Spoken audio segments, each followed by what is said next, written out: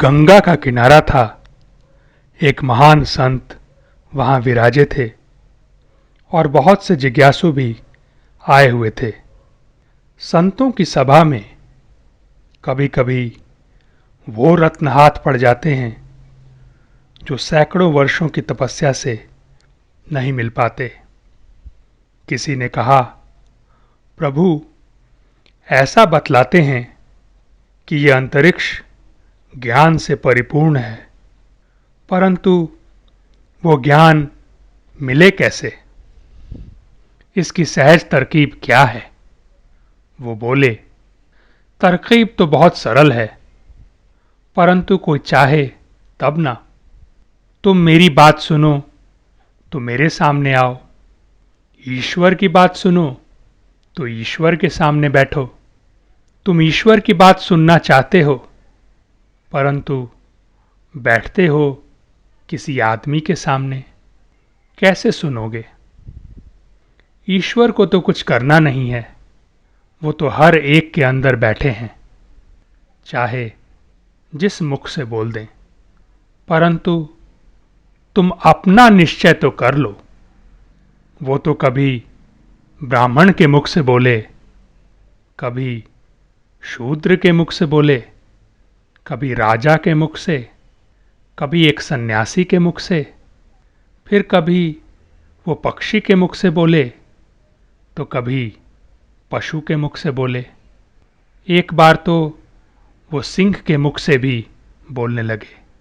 खैर, ये और बात है, परंतु हमें ईश्वर के शब्द संतों के मुख से सुनने को सहज में मिल जाते हैं।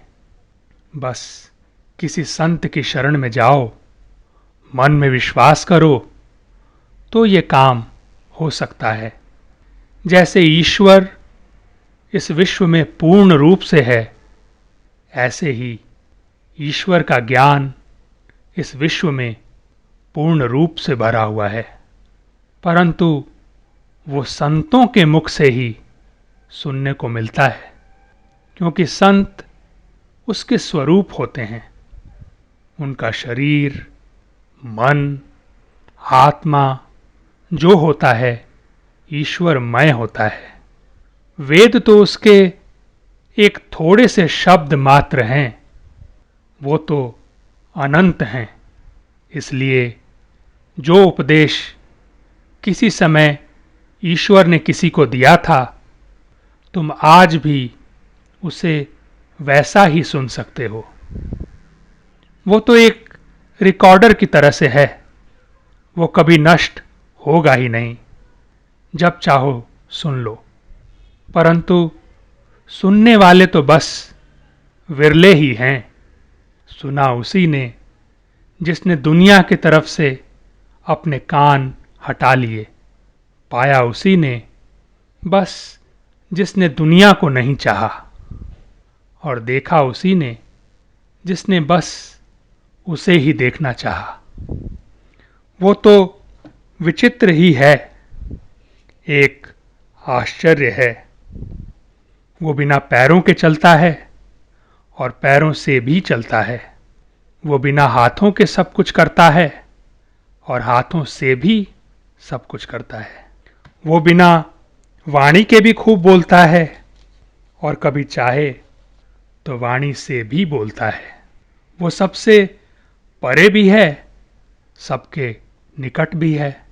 उसकी महिमा तो अपार है, परंतु हां, उसकी दया सब पर बराबर है। जैसे आकाश सबके ऊपर छाया हुआ है, ऐसे ही ईश्वर का हाथ सबके सर पर है। लेकिन यदि तुम ये सब देखना चाहते हो, तो जैसे संत लोग बतलाएं वैसा ही करो। ये जितने भी धर्म, ग्रंथ, शास्त्र, वेद, जो कुछ तुम्हारे पास हैं, उन संतों के ही लिखे हुए अथवा उन्हीं के शब्द हैं, और आज भी वही संत हैं। वो दो नहीं थे। हमें ज्ञान देने के लिए वो एक शरीर बदलकर दूसरे शरीरों में आते रहते हैं। वही गुरु हैं। इसीलिए गुरु दो नहीं होते। जो गुरु सतयुग में थे वही आज कलयुग में हैं।